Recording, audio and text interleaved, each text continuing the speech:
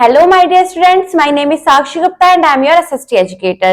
Today I will explain you the second chapter of class 8th and this is from geography. This chapter name is land, soil, water and natural vegetation and wildlife resources. इसके important points हैं land resources, land use patterns, land use in India, soil resources, soils of India, soils erosion, soil conservation, water as a natural resource, use of water resources, water scarcity, conservation of water resources, reduction in consumption of water, rainwater harvesting, watershed management, natural vegetation, grasslands, deforestation and desertification, conservation and management of forest, wildlife, and the last is conservation of wildlife. Now it's time to turn up.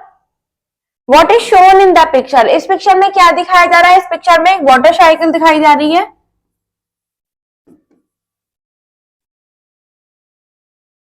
Next is right 3-4 lines about it. हमें इसके बारे में 3 से 4 line लिखनी है जो हम आगे चैप्टर में लिखेंगे.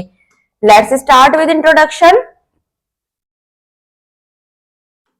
Land and soil are the most important natural resources. जो सॉइल है, मिट्टी है और जो भूमि है वो सबसे ज्यादा इंपॉर्टेंट रिसोर्स है. The entire life system depends on them directly or indirectly. These resources are finite, that is key are limited in supply.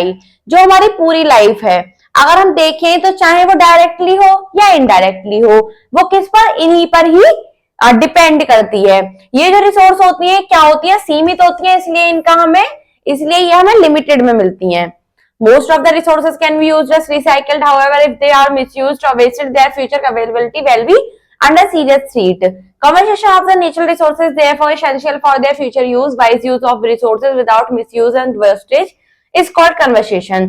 जो इनमें से बहुत सारी रिसोर्स ऐसी होती हैं जिनको हम रिसाइकिल करके यूज कर सकते हैं.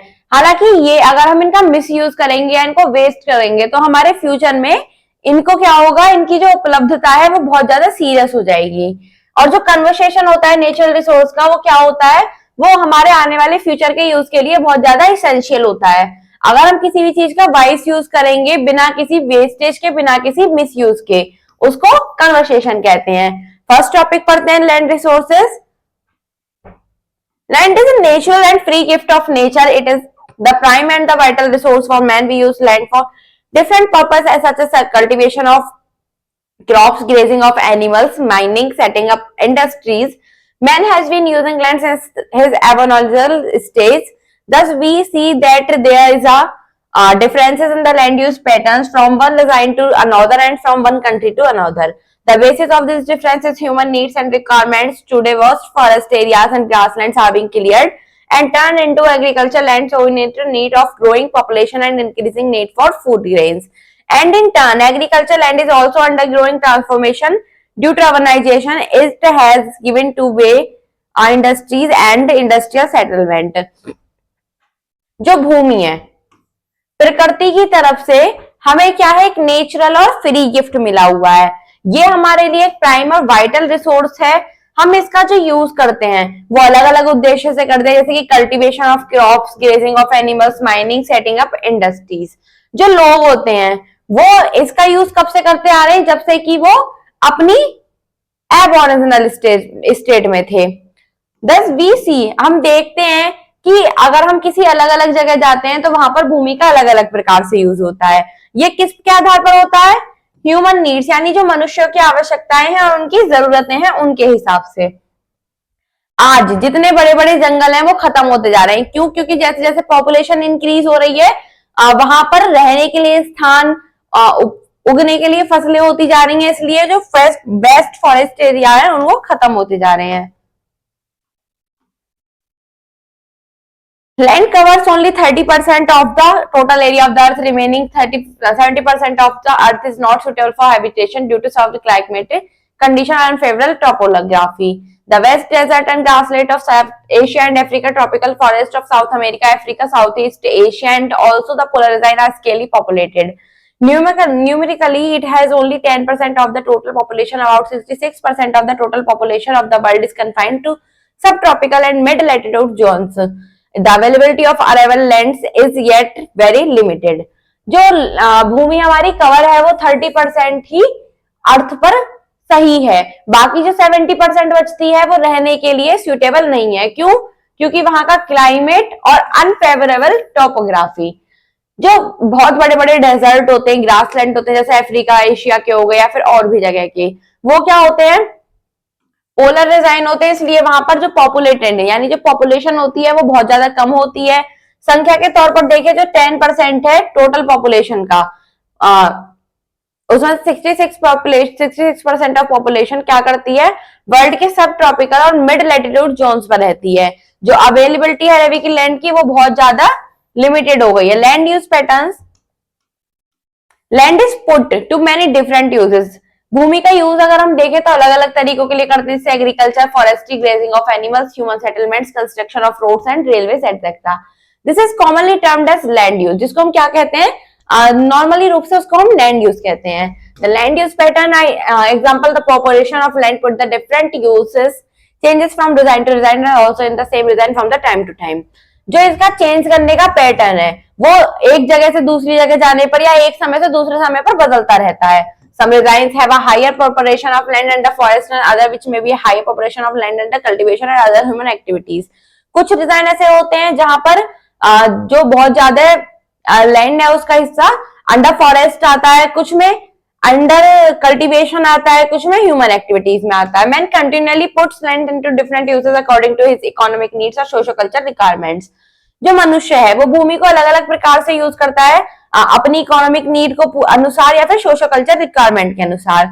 Several factors define the land use pattern of a country or a region. Physical factors are the slope of the land, the topography, drains of the land, availability of water, nature of rocks and minerals present। जो बहुत सारे पहलू ऐसे हैं वो क्या करते हैं, वो विभिन्न प्रकार की कंट्री या फिर जो रिजाइन है उसको उसके पैटर्न को डिटरमाइन करते हैं। जो फिजिकल फैक्टर होते हैं किसी भी लैंड या टोपोग्राफी के, वो क्या होता है, drains of the land, availability of water, nature of rocks और मिनरल्स, जो कि प्रेजेंट वर्तमान में है। Rocky lands with then soil cover are not suitable for cultivation और ग्रेजिंग बाय एनिमल। जो रॉकी लैंड्स होते हैं जो कि बहुत ही पतली मिट्टी की परत से ढके हुए हो, वो कल्टीवेशन के लिए या फिर एनिमल्स के ग्रेज करने के लिए सही नहीं होते। मीन्स ऑफ ट्रांसपोर्टेशन, जो कि यातायात के साधन होते हैं। इकोनॉमिक कंडीशन ऑफ पीपल, लोगों की जो आर्थिक स्थिति है। Mode of the life of the people and population density are important social economic factors that influence the land use pattern of the country. वो क्या है, जो घनत्व वाला क्षेत्र है जनसंख्या का, वो सबसे ज्यादा इंपॉर्टेंट है। किस लिए? जो कि लैंड, जिससे किसी भी देश का लैंड यूज पैटर्न पता चल सके। फॉर एग्जांपल, उदाहरण के लिए, the region have developed means of transportation use land to the maximum benefits to the people. जो किसी भी जो कोई भी राज्य है उसको किस प्रकार उसको में जो मीन्स ऑफ ट्रांसपोर्ट विकसित किया जाता है वो मैक्सिमम बेनिफिट पहुंचाने के लिए किया जाता है, ताकि वहां के लोगों को ज्यादा से ज्यादा लाभ मिले। Trans-Siberian railway has completed changed this sense backward and underworld design into an advanced and developed one. जो ट्रांस-सिबेरियन थे उन्होंने क्या किया, रेलवे को पूरा चेंज कर दिया। जो कि पहले पिछड़ा हुआ और अविकसित था वो अब क्या है, आगे बढ़ चुका है और विकसित हो गया है। Land use in India, the total geographical area of India is about 33 million hectares. जो पूरा एरिया है, ज्योग्राफिकल भौगोलिक एरिया है भारत का, वो लगभग 330 मिलियन हेक्टेयर में है। लेकिन अगर हम इसको देखें तो ये हमें कितने में उपलब्ध होता है, सिर्फ 305 मिलियन हेक्टेयर में। अबाउट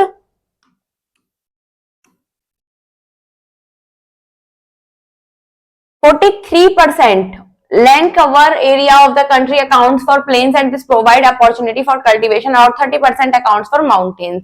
इसमें जो 43% है कंट्री का, उसमें क्या है, उसमें कुछ हिस्सा कल्टीवेशन के लिए प्रोवाइड किया जाता है और अबाउट 30% हिस्सा पहाड़ों ने घेरा हुआ है।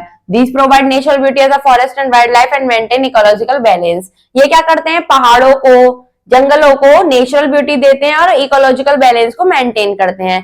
The plateaus cover about 27% of the total area। जो प्लेटस है उसने लगभग 27% एरिया को कवर किया हुआ है। Plateaus are the store house of minerals, cover forest and arable lands. Plateaus क्या होते हैं, मिनरल्स के लिए स्टोर हाउस होते हैं और फॉरेस्ट और अरेबल लैंड्स को कवर किए हुए होते हैं। माउंटेन्स है, प्लेटस है, प्लेन्स है, ये सब क्या है, इन सभी के पास खुद की रिवर वैलीज होती है दैट प्रोवाइड फेवरेबल लोकेशन, जो कि क्या प्रोवाइड करती है, फेवरेबल लोकेशन प्रोवाइड करती हैं, land climate condition for human habitations. The total area of India is 3.28 million square kilometre, जो लगभग भारत का पूरा एरिया है वो 3.228 मिलियन स्क्वायर किलोमीटर है। Land use data are available for about, जो हमारी भूमि का उपयोग वाला डाटा है वो हमें उपलब्ध होता है, जिसमें 93% ऑफ द एरिया क्या है, 46% is net shown area forest cover, 43.6% ऐसा एरिया है जिसमें नेट शोन होता है, forest cover 22% forest cover area है, कल्टीबल वेस्टलैंड 5% एरिया है, फैलोलैंड 8% हो गया, परमानेंटेड पेस्चर्स 4% हो गया, land not available for cultivation 40%, and miscellaneous trees crop, और लगभग 1% जो बचता है उसमें विभिन्न प्रकार के पेड़ हैं। According to the above descriptions, the land and the permanent pasture is very low, only 4%. This shows the tremendous pressure of livestock population on agriculture land. Fallow land occupies 8%. Fallow land is farmland that is left uncultivated to help the soil against nutrients used by crops. If the fallow land is included under the cultivated area, the total cropland area in the country increases to 54%. अगर हम ऊपर वाले description के अनुसार देखें तो जो भूमि है जो कि परमानेंट पेस्चर के अंदर आती है वो क्या है, बहुत ज्यादा लो है, सिर्फ 4%। दिस शोज दैट, ये क्या दिखाता है हमें, ट्रेमेंडस प्रेशर दिखाता है लिवस्टोक पॉपुलेशन का जो कि एग्रीकल्चर लैंड पर है। क्या करते हैं, अगर कोई फॉलो लैंड है जिसके अंतर्गत कल्टीवेटेड एरिया आता है तो जो टोटल क्रॉपलैंड एरिया होगा पूरे देश का वो 54% बढ़ जाएगा। In order to maintain ecological balance and healthy environment, it is desirable that we have to raise the land of forest. Some countries like Japan and USA have high percentage of forest area. अगर हमें अपना ecological balance बनाना है, healthy environment को लाना है, तो हमें क्या करना होगा, जो फॉरेस्ट वाला एरिया है उसको डेवलप करना होगा, इंक्रीज करना होगा। नेक्स्ट है soil resources. Soil is a natural body development by natural forces acting on natural materials. It provides the medium for the growth and support of plants. Since plants are the primary sources for food for man and animals, soil is a natural resource for prime importance. Man needs soil to grow crops, food and timber. जो soil है वो क्या है, natural force acting की natural materials पर एक natural body है। It provides, ये हमें क्या प्रदान करती है, यह हमें प्लांट्स को सपोर्ट करती है और हमारी वृद्धि के लिए हमें एक साधन प्रदान करती है। जब से प्लांट थे वो क्या है, मैन के लिए हो या एनिमल के लिए हो, फूड के लिए प्राइमरी सोर्स है, तो इसलिए सोर्स क्या हो गई, नेचुरल रिसोर्स हो गई, वो भी प्राइम इंपॉर्टेंस। मैन को क्या होता है, मैन को मिट्टी की जरूरत कब होती है, ग्रो क्रॉप्स को ग्रो करने के लिए, फोडर के लिए, टिम्बर के लिए। Soil is a renewable indispensable natural resource. Soil जो है वो क्या है, रिन्यूएबल इंडिस्पेंसल नेचुरल रिसोर्स है। It is a weathered rock material consisting of organic matter, moistures and air between its minute solid particles. Soil is comprised of mineral matter such as sand or clay, humus, small and varying amounts of air, water and living organisms such as small worms, bacteria and fungi, etc. A good soil contains the various ingredients and such preparation that make, जो मिट्टी है उसमें विभिन्न प्रकार की चीजें मिली होती है, sand, clay, humus, small amount of air, water, living organism और छोटे छोटे वर्म्स, बैक्टीरिया, फंगस। जो एक अच्छी मिट्टी होती है उसमें क्या क्या कंटेन होती है, उसमें विभिन्न प्रकार के इंग्रेडिएंट्स कंटेन होते हैं जो कि क्या करते हैं, इसको प्लांट्स की ग्रोथ के लिए सूटेड बनाते हैं। Such soil is said to be fertile. Soil क्या है, सॉइल को उपजाऊ कहा जाता है। The quality of soil for supporting plant life is called fertility. जो सॉइल होती है जिसकी क्वालिटी प्लांट लाइफ को सपोर्ट करती है उसको फर्टिलिटी कहा जाता है। A soil in which plants do not grow properly is said to be infertile. जो एक ऐसी मिट्टी जिसमें कोई भी पेड़ पूरी तरह से नहीं उग सकता उसको हम इनफर्टाइल कहते हैं। नेक्स्ट होता है सॉइल्स ऑफ इंडिया, यानी भारत की मिट्टी। The soils of India have been classified in different ways on the basis of their nature and character. जो भारत की मिट्टी है उनको अलग अलग भागों में अलग अलग तरीकों से क्या किया गया है, वर्गीकृत किया गया है। On the basis of their genesis, colour, composition and location, the Indian council of agriculture research has classified Indian soils into 8 groups. अगर उनके जेनेसिस, कलर और कंपोजिशन या फिर लोकेशन को देखें तो जो ICAR है उसने इंडियन सॉइल्स को 8 भागों में 8 ग्रुप में डिवाइड किया, जिसमें फर्स्ट है alluvial soil. The fine particles of rock material carried in suspension and deposited and blended by river is called alluvium. जो एक ऐसी भूमि जिस पर क्या होता है, फाइन पार्टिकल्स रॉक मटेरियल के, जिसमें क्या क्या कैरिड किया हुआ हो, सस्पेंशन और डिस्पोर्टेड लैंड कैरी किया हो जो कि रिवर द्वारा हो, उसको एल्यूमिनियम कहते हैं। A soil composed by aluminium is called alluvial soil. और ऐसी मिट्टी जिसको एल्यूविलियम द्वारा कंपोस्ट किया हो उसको एल्यूविलियम सोइल कहते हैं। The soil is most productive one in India through low in nitrogen and organic content but high in mineral content like potassium, calcium and phosphate minerals. It is found in the Great Indian Plains, river valleys, coastal plains and deltas. Most of the food grains, wheat, rice, maize, pulses and grown on this soil. ये जो soil है ये सबसे ज्यादा productive soil है India की, क्योंकि इसमें क्या होता है, लो मात्रा में नाइट्रोजन होती है, ऑर्गेनिक कंटेंट होते हैं और हाई मात्रा में मिनरल्स होते हैं जैसे कि पोटेशियम, कैल्शियम, फॉस्फेट मिनरल्स। ये कहां पर, ये great Indian plains, reverse valleys, coastal planes या डेल्टा में पाई जाती है। ज्यादातर फसलें होती हैं जैसे कि व्हीट, राइस, मेज, पल्सेस, ये भी इसी सॉइल के द्वारा उगाई जाती हैं। नेक्स्ट है ब्लैक सॉइल यानी काली मिट्टी। The black soil is so called because of their dark colour due to the high content of humus and iron oxide. इसमें बहुत ज्यादा मात्रा में ह्यूमस और आयरन ऑक्साइड होता है, इसलिए इसका कलर क्या होता है, डार्क हो जाता है, इसलिए इसको ब्लैक सॉइल कहते हैं। It is also called black cotton soil as is suitable for cotton crop. इसको हम ब्लैक कॉटन सॉइल भी कहते हैं क्योंकि कॉटन क्रॉप के लिए बहुत ज्यादा सुटेबल है। Black soil has been formed in situ via the weathering, breaking up and decomposition on the basalt rocks of the lava plateaus. They are thus related to the parent rock. जो black royal है वो कहां से आती है, decomposition of बेसिल्टिक rock से आती है। ये क्या होती है, ये किससे जुड़ी हुई होती है, पेरेंट्स रॉक से जुड़ी होती है। It becomes sticky and heavy with too much moisture. इसमें क्या होता है, ये बहुत ज्यादा स्टिकी और हैवी हो जाती है बहुत सारे मॉइस्चर के साथ। However, हालांकि as the weather becomes drier, हालांकि जब मौसम सूखा हो जाता है, डेवलप्स डीप क्रैक्स, इसमें क्या हो जाती है, बहुत गहरी गहरी दरारें हो जाती हैं। The black soils are distribute over the Deccan trap region of Maharashtra, western Madhya Pradesh, parts of Karnataka, Andhra Pradesh, Gujarat and Tamil Nadu. जो काली मिट्टी है वो अलग अलग प्रकार की जगह पर डिस्ट्रीब्यूट होती है, जैसे कि महाराष्ट्र हो गया, वेस्टर्न मध्य प्रदेश हो गया, कर्नाटक के कुछ हिस्से हुए, आंध्र प्रदेश, गुजरात और तमिलनाडु। नेक्स्ट होती है रेड और येलो सॉइल यानी कि लाल और पीली मिट्टी। This soil is derived from the weathering of the granite and gneiss rock in high and moderate rainfall regions. ये ऐसे एरिया में होती है जहां पर बारिश बहुत ज्यादा हो। It is so called because of their color that shows different shades of red, brown और yellow. इसको ऐसा इसलिए कहा जाता है क्योंकि इसके जो कलर होते हैं वो अलग अलग शेड के होते हैं, जैसे कि रेड, ब्राउन या फिर yellow. It is due to the high content of iron compounds. This soil contains calcium but is deficient in phosphorus, lime, potassium और organic matter. इसमें बहुत ज्यादा मात्रा में कैल्शियम होता है लेकिन छोटी छोटी मात्रा में फास्फोरस, लाइम, पोटेशियम और ऑर्गेनिक मैटर भी होता है। It is derived from the old crystalline rock. इसको ओल्ड क्रिस्टलियन रॉक से लिया जाता है। The soils contain calcium but are deficient in potassium, humus and phosphorus.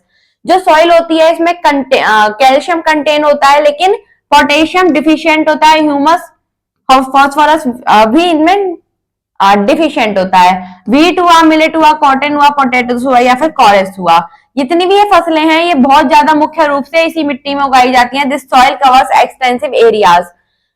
इन्होंने इस मिट्टी ने भारत के कुछ एक्सटेंसिव एरियाज को कवर किया हुआ है, जैसे कि पेनिस्कुलर इंडिया इन केरला, तमिलनाडु, कर्नाटक, आंध्र प्रदेश, ओडिशा और अपलैंड्स ऑफ असम, मेघालय और त्रिपुरा। नेक्स्ट आती है laterite soil. It is typical soil of the tropical region with heavy seasonal rainfall which promotes leaching of the soil. ये एक टिपिकल सॉइल है जो कि ट्रॉपिकल रीजन्स में पाई जाती है, वो भी बहुत ज्यादा सीजनल रेनफॉल के साथ। The organic matter nitrogen, phosphate और calcium are low in these soils while iron oxide and potash are in excess. जो ऑर्गेनिक मैटर होता है जैसे कि नाइट्रोजन हुआ, फॉस्फेट हुआ, कैल्शियम हो गया, वो इस मिट्टी में बहुत कम मात्रा में पाया जाता है, जबकि आयरन ऑक्साइड और पोटाश इसमें बहुत ज्यादा मात्रा में पाया जाता है। Hence it is poor and needs to be enriched with fertilizers. ये क्या होती है, बहुत ज्यादा पुअर होती है, इसकी जो जरूरत होती है वो क्या होती है, फर्टिलाइजर्स के साथ इनरिच्ड करने की होती है। Laterite soil is widely cut as bricks for use of house construction. जो ये मिट्टी है इसका जो प्रयोग है वो मेन रूप से ब्रिक्स के लिए किया जाता है, जो कि हमारे हाउस कंस्ट्रक्शंस में यूज होती हैं। This soil has mainly developed in higher areas of the peninsular plateaus on the western Ghats, the Chota Nagpur Plateau in south Bihar and Meghalaya. Cotton इनका जो प्रयोग है, ये वाली जो सॉइल है कहाँ कहाँ पाई जाती है, हायर एरियाज में पाई जाती है, जैसे कि वेस्टर्न घाट के छोटा नागपुर का पठार हो गया, साउथ बिहार या मेघालय हो गए। नेक्स्ट इज पॉइंट है हमारा लीचिंग। होता क्या है? The term leaching refers to the removal of soluble substance such as humus and bases from the top soil by rainwater pollinating through the soil pores. The material leached out accumulated in the subsoil. Leaching is intense in humid climates. Next page पर देखते हैं, cotton, rice, wheat, pulses, tea and coffee are grown in the soils. ये जितनी भी फसल हैं ये सभी इसी मिट्टी में उगाई जाती हैं। Cashew nuts are grown in Kerala in red laterite soil. जो काजू हैं वो भी केरल में इसी मिट्टी में उगाए जाते हैं, डेजर्ट और arid soil. Desert is a sandy, alkaline and porous. It ranges from red to brown in color. In some areas, salt content is very high due to dry climate, high temperature and acid evaporation. They lack in moisture and humus content. They are deficient in nitrogenous matter and humus. Arid soil is developed in western Rajasthan, then of Kutch, parts of Haryana और पंजाब। जो desert soil है वो क्या होती है? Sandy होती है, alkyne होती है और पोरस होती है। इसकी जो रेंज होती है वो रेड से ब्राउन कलर के बीच में होती है, और कुछ एरिया में क्या होता है, सैल्ट कंटेंट जो होता है वो बहुत ज्यादा हाई हो जाता है। तो इस ड्राई क्लाइमेट के जरिए जो हाई टेम्परेचर है या फिर एक्सेलरेटेड इवेपोरेशन है, इसकी कमी हो, इसमें मॉइस्चराइजर और ह्यूमस कंटेंट की कमी हो जाती है। उसमें पूरा करने के लिए क्या होते हैं, दे आर डिफिशिएंट, नाइट्रोजन और मेटर ह्यूमस होते हैं। एरिड सॉइल इन्हीं एरिया में उगती है, जैसे कि वेस्ट राजस्थान है, कच्छ का रण है, या फिर हरियाणा और पंजाब के कुछ भाग हैं। नेक्स्ट होती है saline soil. This is also known as असरा soil. It contains larger portion of sodium, potassium और magnesium and thus they are poor and infertile and does not support and vegetative growth. They occur in arid and semi-arid areas. They are most widespread in western Gujarat deltas of western coast and Sundarban of West Bengal. इसको हम उसारा soil के नाम से भी जानते हैं। इसमें क्या होता है, बहुत भारी मात्रा में सोडियम, पोटेशियम और मैग्नीशियम शामिल होते हैं। ये क्या होती है, बहुत ज्यादा पुअर होती है और इनफर्टाइल होती है। इसमें कोई भी मिट्टी, कोई भी फसल नहीं उग सकती। ये किसी भी वेजिटेटिव ग्रोथ को सपोर्ट नहीं करती। ये कुछ सेमी एरिड एरियाज में पाई जाती है, और ये वेस्टर्न गुजरात के, ईस्टर्न कोस्ट के डेल्टा हुआ, सुंदरवन हुआ वेस्ट बंगाल का, उसमें बहुत मोस्ट रूप से फैली हुई है। नेक्स्ट होती है पीटी और organic soil. These are found in areas of heavy rainfall and high humidity where there is a good growth of vegetation. ये सॉइल पाई जाती है ऐसे एरिया में जहां पर हैवी रेनफॉल होता है और हाई ह्यूमिडिटी होती है। ये वहां पाई जाती है जहां पर वेजिटेशन की गुड ग्रोथ होती है। नेक्स्ट पढ़ते हैं soil profile.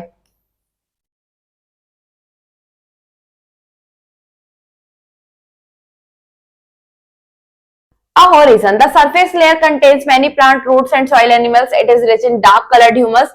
A horizon also has a lot of humus but is a paler grayish color because many of the minerals have been washed out by rainwater through a process called leaching. B horizon contains much less humus but some of the minerals washed out of our horizon are deposited here. If the soil is not too wet, any iron left here will oxidize, producing a yellow or reddish brown color. C horizon is the where weathering takes place and the parent rock is broken down. R horizon is the parent rock. Next है हमारी यही है, वही है, उसके बारे में कुछ और दिया हुआ है। So large amount of dead organic matter accumulated in this soil. तो जो भारी मात्रा में डेड ऑर्गेनिक मैटर होते हैं वो इस मिट्टी में क्या हो जाते हैं, एक्यूमुलेटेड हो जाते हैं। This gives a rich humus and organic content to the soil. ये क्या करती है, ये सॉइल मिट्टी जो क्या करती है, कंटेंट देती है हमें, organic content. Hence they are peaty and organic soil, और इसीलिए इसको peaty और organic soil कहा जाता है। It occurs widely in the northern part of Bihar, southern part of Uttarakhand and coastal area of West Bengal, Odisha and Tamil Nadu.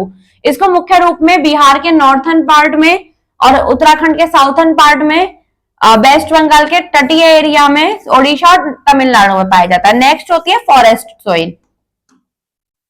In mountainous areas where sufficient rainfall is available, forest soil is formed in the forest areas. This soil vary in colors and texture. This is loamy and silty on valley sides and coarse grays in the upper slopes. In the snow-bound areas of the Himalaya, the experienced generation, the soil sound is very designed and the fertile for the cultivation of rice and wheat. ये जो फसल, ये जो मिट्टी है, ये mountain वाले area में पाई जाती है जहां पर अच्छी खासी मात्रा में एक रेनफॉल अवेलेबल हो। नॉर्मली इसको फॉरेस्ट एरिया में ही पाया जाता है जहां पर बहुत ज्यादा कलर और मिट्टी का टेक्सचर होता है। इसको क्या बोलते हैं, ये बहुत ज्यादा लोमी और सिल्टी होती है वैली साइड्स पर।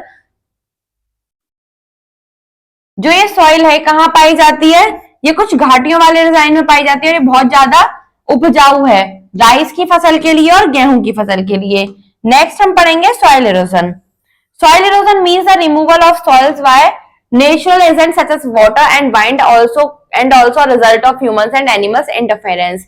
जो सॉइल इरोजन का मतलब होता है सॉइल का रिमूव होना, किसके द्वारा, नेचुरल एजेंट के द्वारा, जैसे कि वाटर हो गया, पानी बहा के ले जाता है मिट्टी को, हवा उड़ा के ले जाती है मिट्टी को, या फिर इन कुछ ह्यूमंस और एनिमल्स के इंटरफेरेंस से भी मिट्टी का खत्म होता है।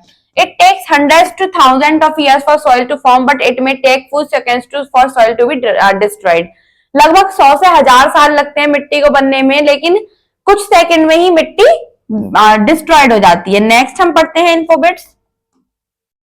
According to one estimate, about 10% of Earth's fertile soil has already been covered to desert due to wrong human activities. Over 25 more is at risk. India is losing 6,000 million tons of topsoil per year due to poor agriculture practices. The fast-growing population, rapid industrialization, rapidly advancing technology, excessive digging for minerals and metals, destruction of grazing lands for human settlements, excessive use of fertilizers, pesticides, insecticides, intensive farming and overgrazing of pasture land have accumulated soil and erosion and detrification of human activities। यानी कि जो हमारी population बहुत तेजी से बढ़ रही है, बहुत तेजी से हम इंडस्ट्रीज को बढ़ाते जा रहे हैं, एडवांस टेक्नोलॉजी आ रही है, जगह जगह मिनरल्स मटेरियल्स के लिए गड्ढे खोदे जा रहे हैं, ग्रेजिंग लैंड को खत्म करके ह्यूमन सेटलमेंट्स का कंस्ट्रक्शन हो रहा है, फर्टिलाइजर का एक्सेसिव यूज हो रहा है जिसमें खाद मिला दी जाती है अलग अलग प्रकार की, जो कि कभी कभी क्या होती है बेकार भी होती है। इससे क्या होता है, सॉइल इरोजन का एक कैरेक्टर होता है और डिसर्टिफिकेशन ह्यूमन एक्टिविटीज द्वारा किया जाता है। फिजिकल फैक्टर इसमें जो मिले होते हैं सॉइल्स के ग्रेटेस्ट लॉस में, वो क्या करते हैं, सॉइल को इरोजन द्वारा लॉस कर देते हैं। The bearing away of top soil was the action of rain and wind is called soil erosion. जो टॉप सॉइल है, मिट्टी की जो सबसे ऊपरी परत होती है, वो या तो बारिश या हवा के कारण क्या होती है, बियरिंग अवे, दूर चली जाती है, उसको क्या बोलते हैं, soil erosion. Water erosion occurs chiefly on steep slopes, rich raindrops strike the soil with considerable force and move a few particles to soil down hills. This is known as splatter erosion. कुछ बारिश की बूंदें जो होती हैं मिट्टी पर गिरती हैं, वो क्या करती हैं, कंसाइडरेबल फोर्स के साथ जो गिरती हैं, वो कुछ मिट्टी के जो पार्टिकल्स होते हैं उनको मूव कर देती हैं और इसी को ही हम स्प्लेटर इरोजन कहते हैं। An even and smooth flow of rainwater on sloping farmlands washes on a thin layer of topsoil. It washes thin sheet of soil. This is called sheet erosion.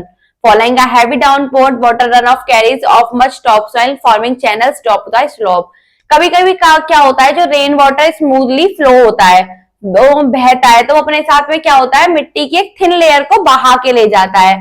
इसको हम क्या कहते हैं, sheet erosion. If the water volume and the flow speed continue to increase, the channel turn into a huge deep gullies. This is called gully erosion.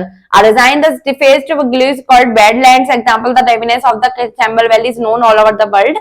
Wind erosion occurs chiefly dry regions, desert and the semi-desert. The topsoil of dry region becomes loose and powdery and is itself blown away by the wind.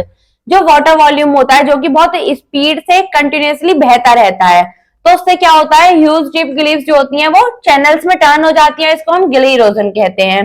कहीं कहीं पर जो सूखी हुई मिट्टी होती है, जैसे कि डेजर्ट में हो गई या सेमी डेजर्ट में हो गई, उसकी जो टॉप सॉइल होती है उसको हवा अपने साथ दूर उड़ा कर ले जाती है। नेक्स्ट हम पढ़ेंगे soil conversation. Some methods of soil conversation are, soil method, soil conservation के कुछ तरीके होते हैं। फर्स्ट होता है mulching. The bare ground between plant is covered with a layer of organic matter like straw, it helps to retain soil moisture. जो bare ground होता है वो प्लांट्स के बीच में किससे कवर्ड होता है? एक लेयर से, जो कि ऑर्गेनिक मैटर की होती है, स्ट्रॉ की तरह उससे कवर्ड होता है। क्या करता है ये? रिटेन सॉइल मॉइस्चराइजर को में हेल्प करता है। नेक्स्ट होता है contour barriers, stones, grass, soil. ये किस लिए की यूज किए जाते हैं? बैरियर्स के रूप में यूज किए जाते हैं, जिससे क्या होता है? Trenches are made in front of the barriers to collect water. पानी को इकट्ठा होने में ये क्या करते हैं? रोकते हैं। रॉक डैम क्या होता है? Rocks are filled up to slow down to flow of water the prevents glaze and further soil loss. इससे क्या होता है? रॉक्स की वजह से पानी जो फ्लो होता है वो धीमा हो जाता है और वो ग्लीज और फर्दर सॉइल लॉस को वो रोक लेता है। नेक्स्ट होता है terrace farming. These are made on the steep slope so that flat surface are available to grow crops. ये क्या होता है? स्टीप स्लोप्स पर बने होते हैं, तो इसलिए जो इनकी सरफेस है वो क्रॉप्स को ग्रो करने के लिए अवेलेबल होती है। They can reduce surface run of and soil erosion. ये अपनी सरफेस को रन ऑफ से और सॉइल इरोजन से बचा सकते हैं। नेक्स्ट है इसमें intercropping. Different crops are grown in alternate rows and are sown at different times to protect the soil from rainwash. Contour plugging. Plugging parallel to the contours of a hill slope are from natural barrier for water to flow down the slope. जो plugging पैराग्युलर है, जो कि हम इस slope में करते हैं, वो क्या है? एक प्रकार है नेचुरल बैरियर का वाटर के लिए, जो कि अपने साथ मिट्टी को बहा कर ले जाता है। नेक्स्ट है shelter belts. In the coastal and dry regions, rows of trees are planted to check the wind movement to protect soil cover. जो कोस्टल और ड्राई एरिया होते हैं उसमें क्या होता है? रोज ऑफ ट्री क्या होते हैं? प्लांट किए जाते हैं, उगाए जाते हैं, जिससे क्या करते हैं? जो वाइंड मूवमेंट होता है उससे मिट्टी बची रहती है। Water as a natural resource. एक नेचुरल रिसोर्स के रूप में water. Water is a precious natural resource. Water एक क्या है? प्रीशियस नेचुरल रिसोर्स है और प्राइम इंपोर्टेंस के साथ इसके बिना पृथ्वी पर जो है जीवन, उसकी कल्पना भी नहीं की जा सकती। Water is an example of bonding by sharing of electrons in the case of hydrogen and oxygen. Water क्या करता है? वाटर एक उदाहरण है बॉन्डिंग का, शेयरिंग ऑफ इलेक्ट्रॉन्स के द्वारा, जबकि हाइड्रोजन और ऑक्सीजन की कमी हो। It is an excellent dissolving substance. ये क्या करता है? सबसे ज्यादा डिसॉल्विंग सब्सटेंस है। It is a renewable resources. ये एक रिन्यूएबल रिसोर्स है। हाउएवर, हालांकि इट्स अवेलेबिलिटी इज लिमिटेड। हालांकि जो इसकी अवेलेबिलिटी है वो एक लिमिटेड है। The earth is referred to as a watery plant as 2/3 of its covered with water. जो अर्थ है उसको हम वाटरी प्लांट भी कहते हैं, क्योंकि उसका जो 2/3 हिस्सा है वो पानी से कवर्ड है। Then what is it that makes it precious and a highly rare gift of nature. फिर ऐसा क्या है जो इसको प्रीशियस बनाता है? Water is the most important element in the biosphere and is essential for the existence of all forms of the life on the earth. Water क्या है? सबसे ज्यादा मोस्ट इंपोर्टेंट एलिमेंट है बायोस्फीयर में और सबसे ज्यादा जरूरी है, जिससे कि जितने भी प्रकार हैं जीवन के वो अर्थ पर एक्सिस्ट कर सकें। All plants and animals in a given physical environment are closely interlinked and interdependent.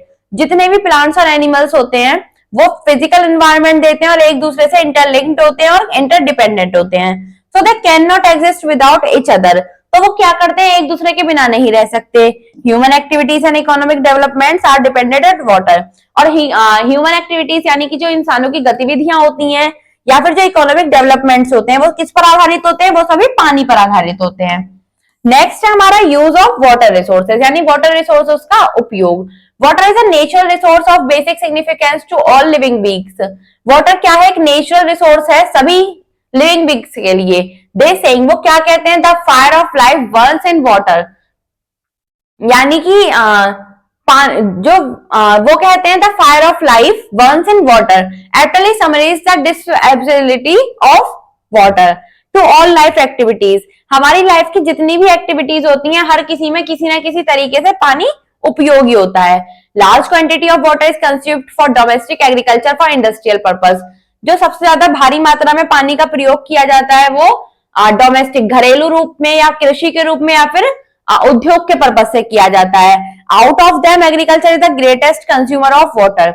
अगर इन सभी में से किसी एक की बात की जाए तो एग्रीकल्चर जो कृषि है वो सबसे ज्यादा पानी का यूज करने वाले कंज्यूमर है ऑन अ ग्लोबल लेवल। और अगर हम ग्लोबल लेवल की बात करें तो about 65% of water is used for agriculture.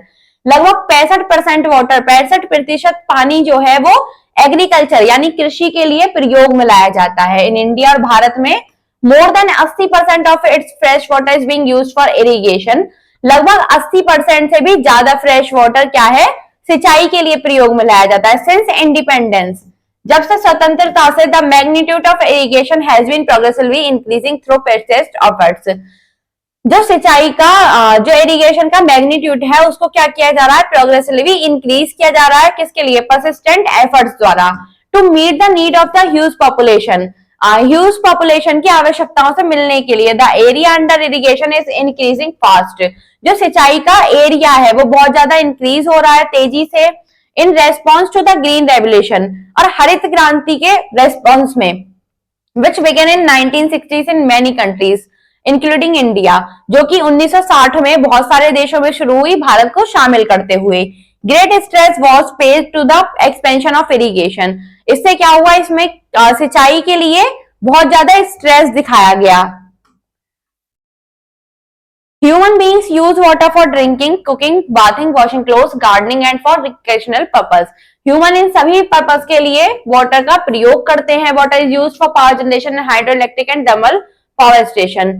Water का प्रयोग कहाँ किया जाता है, पावर जनरेशन के लिए किया जाता है, हाइड्रो इलेक्ट्रिक और थर्मल पावर स्टेशन में। Water is needed in our day to day activities such as bathing.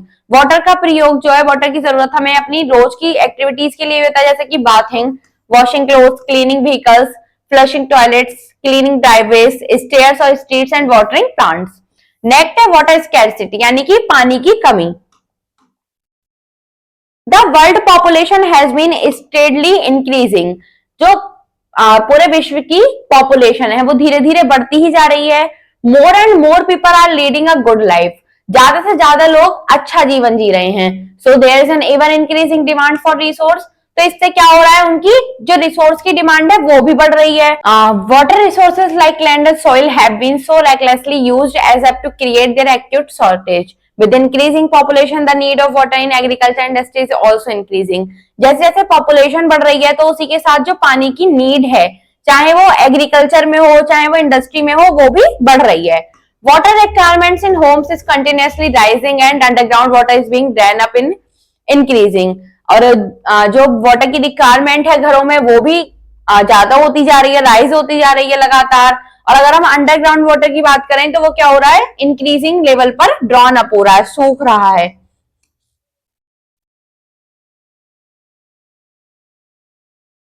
Next is our infobits. A city like Delhi with its growing population is drawing groundwater is at 120% of annual replenishment by rainwater. This means using up of 20% more water than is replenished annually. Drinking water crisis. 1/3 of the world population does not have access to a safe and adequate water supply. By 2025, it will be 2/3. Today, 28 countries are facing water stress, and by 2025, the number will increase to about 50. Next is Infovit's Cherrapunji, which receives about 11,000 mm rainfall annually, highest in the world, suffers from acute shortage of drinking water. It is because of draining away of rainwater. To make the situation worse, the discharge of industrial effluents in surface water is rendering them useless for many purposes. जो अगर इस situation को हमें face करना है तो जो discharge होता है इंडस्ट्रियल इन्फ्लुएंस का, उसका जो सरफेस होता है वाटर का, उसके लिए हम क्या करें, वो विभिन्न प्रकार के उद्देश्यों से यूजलेस होता है। The strain is more acute because of the deterioration of the quality of water brought about the agriculture and industry. लेकिन उस पानी का यूज हम कहाँ कर सकते हैं, एग्रीकल्चर और इंडस्ट्री में। Fertilisers, pesticides, chemicals and other waste mix up with the water to pollute it. जो कीटाणु होते हैं, खाद होती है, विभिन्न प्रकार के केमिकल्स होते हैं, वो सभी पानी में मिक्स हो जाते हैं और पानी को पॉल्यूट कर देते हैं। Constructions of dams have affected our rivers throw they have economic advantage but they destroy natural flow of the river and alter the ecosystem of the basin. They also cause large scale situations. जो dams का construction होता है वो किसको, हमारी नदियों को affected करता है, उसके जरिए हालांकि उसके जरिए इकोनॉमिक एडवांटेज होता है, लेकिन वो नेचुरल फ्लो को, जो रिवर का नेचुरल फ्लो होता है उसको डिस्ट्रॉय कर देता है और इकोसिस्टम जो होता है बेसिन को उसको अल्टर कर देता है। ये क्या है, लार्ज स्केल सिल्टेशन का कारण है। Conservation of water resources. The Earth's resource must be used in planned manner with regard to their continuity availability. This is the concept of the conservation of resource. It is aimed at achieving the highest possible quality of life for mankind through controlled use of resources. In view of the shortage of water, uneven distribution in space and time, growing demands of fresh water, and rapid depletion and degradation of water, it has become necessary to conserve the water resource on a global scale. जो अर्थ एक resource है, इसके लिए क्या है, इसको एक अगर हम प्लान्ड मैनर में यूज करें, वो भी अच्छे रिगार्ड के साथ, कंटिन्यूट अवेलेबिलिटी के साथ। This is the concept. ये क्या है, ये कंसेप्ट है कन्वर्सेशन का रिसोर्स के लिए।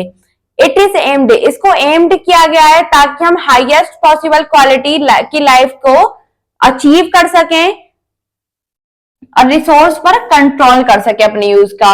अगर हम एक शॉर्टेज, वाटर की शॉर्टेज के रूप में देखते हैं, तो जो डिस्ट्रीब्यूशन है स्पेस में टाइम का, ग्रोइंग डिमांड्स है जो फ्रेश वाटर की, जो कि बढ़ती जा रही हैं, वो क्या है, वो धीरे धीरे नेसेसरी होती जा रही है ताकि जो कंजर्व वाटर है उसको रिसोर्स होती जा रही है ग्लोबल स्केल पर। Measures for conservation and management of water should include the following 3 basic approaches. अगर हमें कन्वर्सेशन और मैनेजमेंट वाटर का करना है तो हमें 3 चीजें शामिल करनी होंगी। Reduction in consumption of water, improvement of water economy, development of appropriate technology. Next is reduction in consumption of water. Drip irrigation. It is a highly efficient method of irrigation which can be used for all types of crops. ये क्या है, ये एक अच्छा highly efficient method है सिंचाई का, जो कि सभी प्रकार की फसलों के लिए प्रयोग में लाया जाता है। This method supplies water to plants near its roots through a system of tubes और स्प्रिंकल्स। ये ऐसी प्रक्रिया है जो कि ट्यूब या फिर स्प्रिंकल्स के जरिए जो वाटर है इन सभी प्लांट्स की जड़ के पास में भेज देती है। The inefficient for settlements or industrial establishment are polluting water. Effective water conservation and management in industries should include assessment of water quality at inlets and outlets of various processes units in an industrial plant. The great emphasis should be the laid on reclamation and use of waste water, including municipal water and recycle of used water after treatment of industrial effluents. यानी कि जो पानी है जो कि हमारा किसी भी बस्ती से निकलता है या किसी उद्योग से निकलता है जो बेकार होता है, उसको अगर हम सही से उपयोग करें तो उसका उपयोग किया जा सकता है। जैसे कि जो नगर पालिका द्वारा इसके लिए विभिन्न प्रकार के कोई कार्यक्रम चलाए जा सकते हैं जिससे कि इनसे सिंचाई में या फिर कृषि में इसको उपयोग में ले लिया जाए। नेक्स्ट है create awareness among common people about the dangers of water crisis, यानी कि ऐसी जागरूकता फैलाए जिससे कि जो पानी की कमी है उससे जो खतरा है उसके बारे में बचा जा सके। It will be helpful reduce domestic water wastage, यानी कि जो घरेलू पानी का वेस्टेज होता है उसको उससे बचा जा सकता है। With proper knowledge and skill of power management, huge quantity of fresh water can be saved. Moreover, municipal wastewater can be treated and recycled for gardening, washing and cleaning purpose and for agriculture use. अगर हमारे पास proper knowledge होगी या फिर proper management होगा, उसके साथ हमें क्या होगा, एक ह्यूज क्वांटिटी जो कि फ्रेश वाटर की होगी उसको सेव किया जा सकता है। हालांकि जो म्युनिसिपल का वेस्ट वाटर होता है उसको हम रिसाइकल्ड करके गार्डनिंग, वॉशिंग और क्लीनिंग के उद्देश्य से या फिर कृषि के काम में यूज कर सकते हैं। नेक्स्ट होता है rain water harvesting.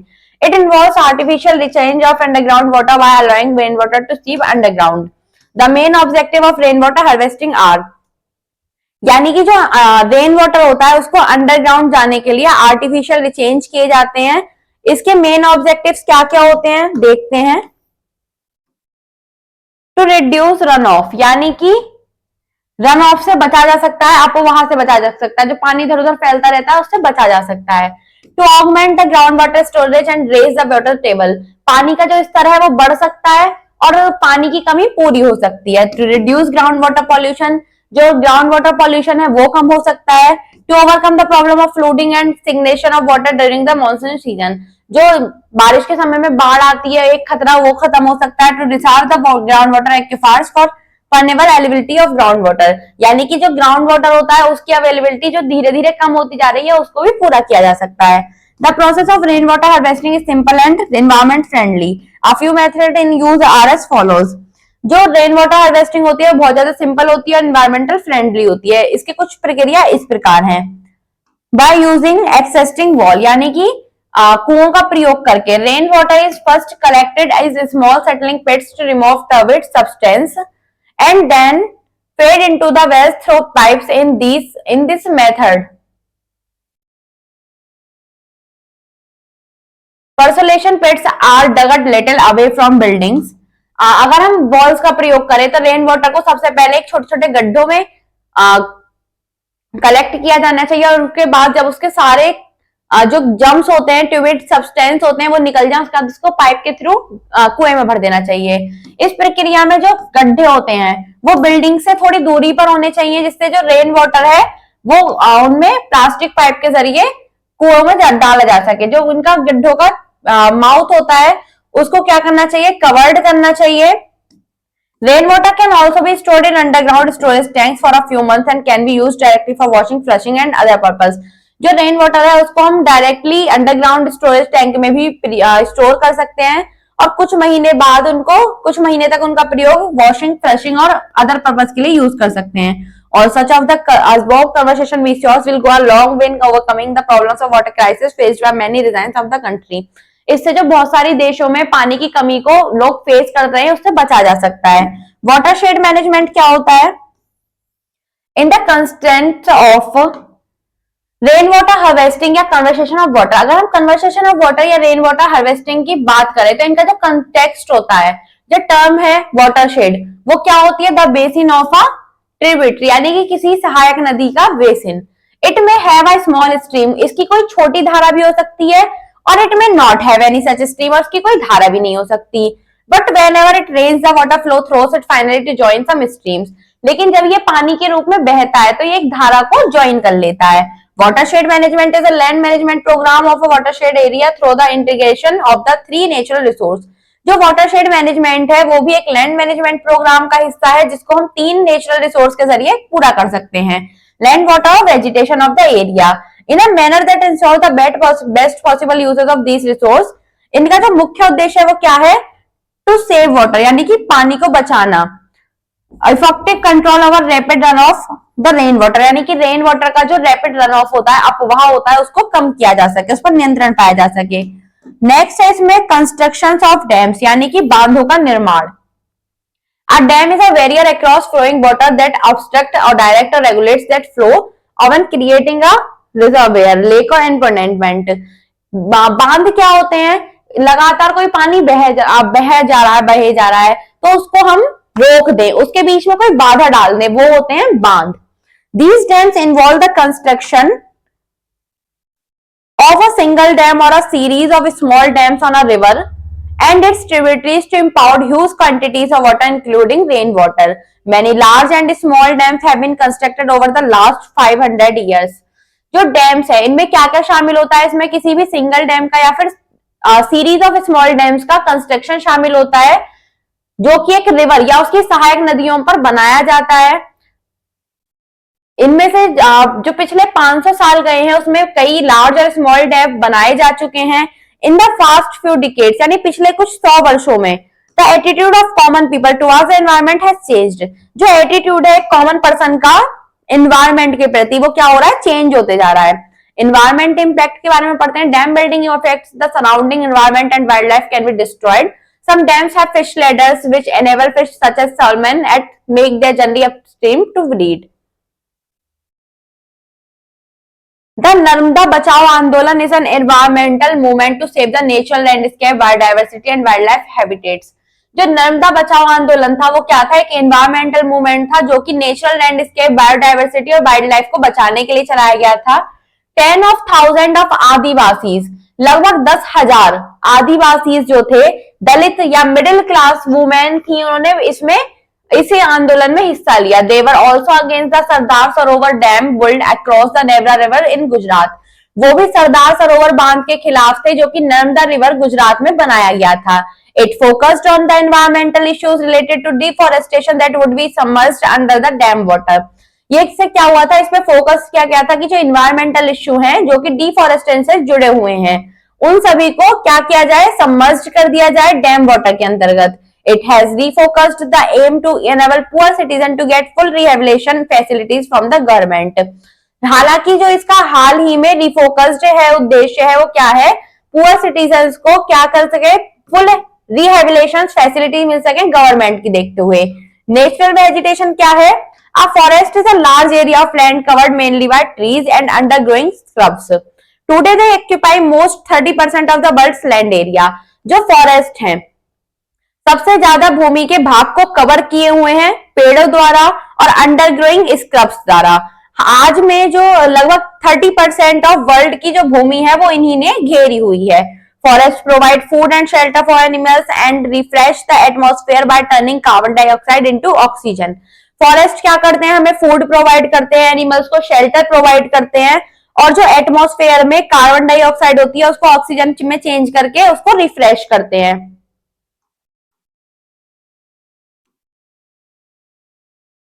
More than 2,000 million people use firewood for cooking and heating. There is also a huge trade in forest products, softwood for building and making paper, and hardwood for furniture. Other products include fruits, nuts and spices, gums and raisins, rubber and many vital medicines. कि बहुत सारे 2000 million people जो है वो क्या करते हैं, firewood लकड़ी जो होती है उनको आग जलाने के लिए और उनसे कुकिंग और हीटिंग करने के लिए उनको प्रयोग करते हैं। बहुत सारा इनका व्यापार भी होता है फॉरेस्ट प्रोडक्ट का, जैसे कि सॉफ्टवुड बिल्डिंग और पेपर बनाने के लिए यूज की जाती है और हार्डवुड फर्नीचर के लिए। कुछ अदर प्रोडक्ट्स होते हैं जिसमें कि फ्रूट है, नट है, स्पाइसेस है, गम है, रेजिन है, रबड़ है या फिर बहुत प्रकार की मेडिसिन है, वो भी हमें फॉरेस्ट से ही प्राप्त होती है। Usually forest also support a varied plant as well as animals such as birds, mammals, reptiles and insects. This forest are an example of habitat throughout the world. There are several types of forest. Three basic types of forest are coniferous, dense forest, broad level deciduous, and tropical rainforest. Many forests include a combination of coniferous and deciduous forest. Usually आमतौर से जो forest होते हैं वो बहुत प्रकार के plant को सपोर्ट करते हैं, जैसे कि एनिमल होते हैं जिसमें बहुत सारे बर्ड्स भी होते हैं, मैमल्स भी होते हैं, रेप्टाइल्स भी होते हैं, इंसेक्ट भी होते हैं। जो फॉरेस्ट होते हैं वो एक एग्जांपल है हैबिटेट का। अगर हम वर्ल्ड से बाहर देखें तो वर्ल्ड में बहुत प्रकार के फॉरेस्ट होते हैं, जिसमें 3 टाइप ऑफ फॉरेस्ट है, coniferous, dense forest, broad level dedication and tropical rain forest. बहुत सारे फॉरेस्ट क्या होते हैं, कॉम्बिनेशन होते हैं कॉनिफरस का और डेडिशियस फॉरेस्ट का। Let's see the coniferous forest होते क्या है। These forests are most widespread in the northern hemisphere. They are found in the cold northern areas, Canada, Europe and Asia. ये जो प्रोडक्ट होते हैं ये जो फॉरेस्ट होते हैं नॉर्थर्न हेमिस्फीयर में फैले हुए हैं और ये मोस्ट रूप से कोल्ड नॉर्थर्न एरिया में पाए जाते हैं, जैसे कनाडा, यूरोप और एशिया है। They consist mainly of cone-bearing evergreen trees such as cedars, firs, pines, and spruce. Their trees are cornel-shaped and have needle-shaped leaves with tall, straight trunks. They are well adapted to survive long, cold winters. The trees do not shed their leaves during any particular part of the year. Most conifers are tall, slim trees with naturally grow close together, straight towards the lights. ये इसमें क्या होता है, corn-bearing evergreen trees होते हैं, जैसे कि केदर्स यानी देवदार, फेर का हो गया, पाइन का हो गया, स्प्रूस का पेड़ हो गया। ये जो पेड़ होते हैं ये कॉनिकल शेप्ड में होते हैं और इनकी जो लीव्स होती हैं वो निडल शेप में होती हैं और टॉल स्ट्रेट ट्रंक के साथ होती हैं। ये जो प्रोडक्ट होते हैं ये लॉन्ग कोल्ड विंटर में भी सरवाइव करते हैं। ये अपनी जैसे जो और पेड़ होते हैं जो एक पर्टिकुलर टाइम में, इनका ईयर में एक पर्टिकुलर टाइम होता है जब वहां वो टाइम आने पर वो अपनी पत्तियों को छोड़ देते हैं, लेकिन ये जो पेड़ होते हैं ये अपनी पत्तियों को नहीं छोड़ते। Most conifers are tall, slim trees which naturally grow. कुछ पेड़ ऐसे होते हैं, पतले होते हैं और लंबे होते हैं। ये पेड़ जिधर साइड लाइट बढ़ती है वैसे ही सीधे सीधे बढ़ते जाते हैं। So although individual trees are not evergreen, the general appearance of the forest consisting of coniferous trees is always green. कि यानी कि जो इंडिविजुअल ट्री होते हैं वो एवरग्रीन नहीं होते, बल्कि जो कॉनिफरस ट्रीज होते हैं वो हमेशा ग्रीन होते हैं। That is forest. These forests consist of trees almost all with shade their leaves in a particular season of the year. This helps them to reduce loss of moisture by transpiration. Major areas are the monsoon regions of Asia, parts of Central America, Brazil and Northern Australia. ये वाले जो project होते हैं इसमें जो ये वाले जो फॉरेस्ट होते हैं इनके जो ट्री होते हैं लगभग एक सीजन आने पर अपनी सारी पत्तियों को छोड़ देते हैं। क्यों? इससे क्या होता है जो इनमें लॉस हो रहा होता है मॉइस्चर का वो खत्म हो जाता है। इनके ये मेजर एरिया में पाए जाते हैं जो कि मॉनसून डिजाइन है, जैसे Asia, parts of Central America, Brazil या northern Australia. Next is infobits. In deciduous forest, the fallen leaves form a carpet on the floor. These trees shed their leaves in dry seasons. They have not only fewer species of trees than the tropical evergreen forest, but they also grow less densely. Important trees of these forests are sal, teak, shisham, sandalwood, and bamboo. Teak adds valuable hardwood timber used for construction purpose. कि ये जो पेड़ होते हैं ये अपनी leaves को कब छोड़ते हैं? जब ड्राई सीजन आता है। ये क्या होते हैं? इनके पास सिर्फ फीवर स्पाइसेस ट्रीज नहीं होते बल्कि ट्रॉपिकल एवरग्रीन फॉरेस्ट होते हैं जो कि ग्रो लेस करते हैं। इंपॉर्टेंट ट्री में जो इनके फॉरेस्ट में आते हैं साल का पेड़, टीक का, शीशम का, सैंडलवुड का और बाम्बू का।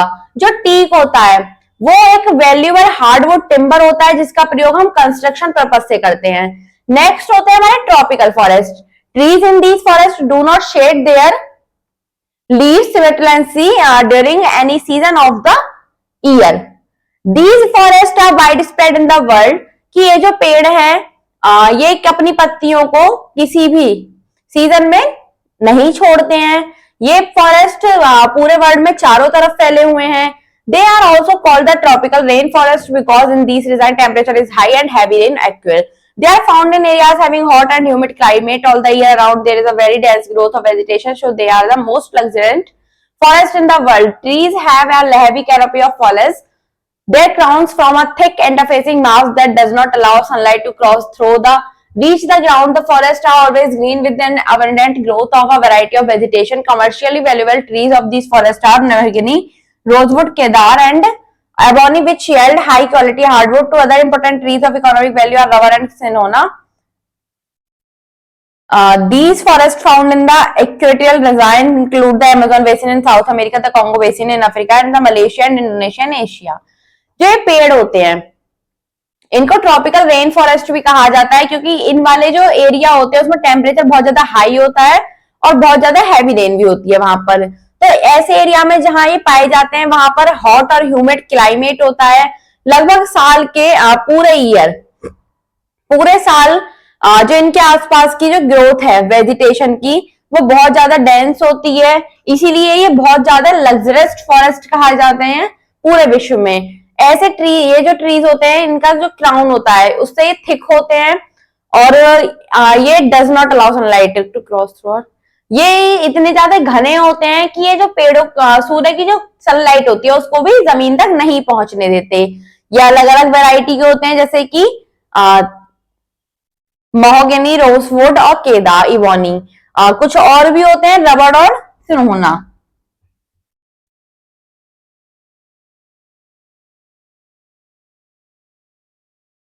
Grasslands. Grasslands are large area of flat and gently rolling land covered with grasses, often with trees and bushes scattered across them. Grasslands are generally found between dry rainless desert and dense wet forest. These regions have definite wet and dry seasons. जो grassland होते हैं वो एक large और flat area होता है जो कि क्या करता है जेंटली रोलिंग लैंड होता है जो कि ग्रास से कवर्ड होता है। इसमें कभी कभी ट्री के साथ और बशेस स्कैटर्ड भी अक्रॉस होते हैं। जो ग्रासलैंड होते हैं वो मोस्टली यानी जनरली आमतौर पर कहाँ पाए जाते हैं? ड्राई रेनलेस डेजर्ट या फिर वेट फॉरेस्ट में पाए जाते हैं। इनके जो डिजाइन होते हैं वो डेफिनेट वेट और ड्राई सीजन होते हैं। The grasses grow quickly. जो ग्रास होती है वो आसानी से उग जाती है। Different types of grass grow all over the world and they may be divided into two major kind. जो अलग अलग प्रकार की घासें हैं वो पूरे विश्व में फैली हुई हैं, उगी हुई हैं।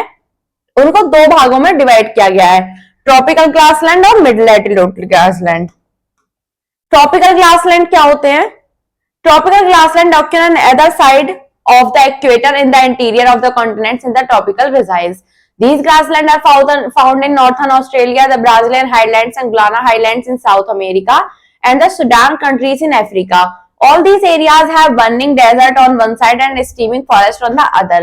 जो tropical grassland होते हैं वो इक्वेटर के दोनों साइड में, उसके इंटीरियर में, कॉन्टिनेंट के में ट्रॉपिकल रिजाइन में फैले हुए होते हैं। ये ग्रासलैंड मोस्टली रूप से नॉर्थन ऑस्ट्रेलिया और Brazilian highland, Gulana highland south में और सुडान कंट्रीज अफ्रीका में पाई जाते हैं। इन्फोबिट्स देखेंगे, they are more than 7500 different kinds of grasses. Grasses are very adaptable, they grow in the sea and marshland and desert or mountain tops and in the frozen Arctic wilderness. The biggest grasses are bamboos. They can grow up to 40 m tall and 30 cm thick at the bottom.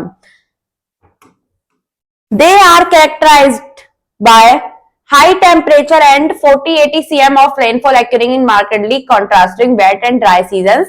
The grasses grow rapidly in hot wet season but often rather in the dry season. They reach a height of about 2 meters. High grasses provide excellent covers for animals. These grasslands have different names in different areas. Savanna in Africa.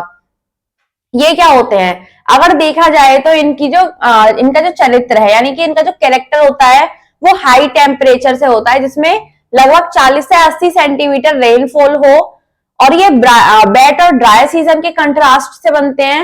जो grass है वो आसानी से उग जाती है hot season में भी, वेट सीजन में भी, लेकिन कभी कभी ये विदर हो जाती है। कब?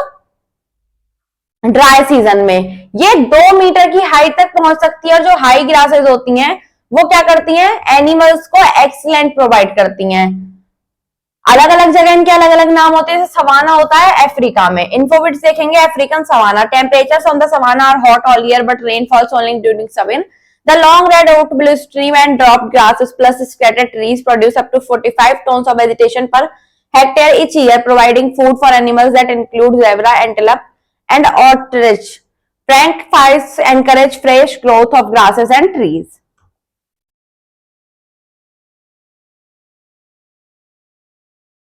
Pampas in the highlands of Brazil and aliens in central Venezuela. Savanna grass grows so high that it is called elephant grass. जो सवाना ग्रास है वो आसानी से बहुत हाई में उगती है, तो इसको एलिफेंट ग्रास भी कहा जाता है। नेक्स्ट होती है mid latitude grassland. These grasslands occur in the interior of continents in the middle latitudes which receive a moderate rainfall. They have different names and different design. इसके भी अलग अलग जगह अलग अलग नाम होते हैं, जैसे कि steppes in Eurasia, prairies in North America, pampas in Argentina, veld in South America, downs in South East Australia.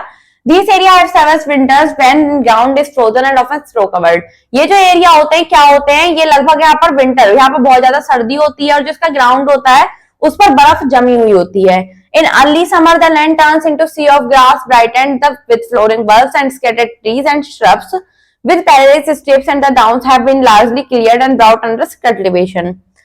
Next, Infobids. The branch of study which deals with forest management is called silviculture. Deforestation and desertification. Forests are important component of our environment as well as economy. There is a serious concern over the threat to biological diversity on the earth. The cause of concern is that biodiversity is becoming accentuated due to human interference. Forest जो होते हैं ये हमारे environment का economic रूप से बहुत ज्यादा इंपॉर्टेंट कंपोनेंट होते हैं। ये क्या होता है, एक सीरियस कंसर्न होते हैं बायोलॉजिकल डाइवर्सिटी पर पूरे अर्थ में। इनका जो कारण होता है कंसर्न का वो क्या होता है कि बायोडाइवर्सिटी जो है वो आज जो ह्यूमन इंटरफेरेंस से बहुत ज्यादा एक्सटेंट होती जा रही है। In this age of industry and urbanisation the growing population is converting forest into lands and thus more lands being cleared of their forest, more soils being tilled to grow crops, and more areas being used to erect homes, construct roads and build parking lots.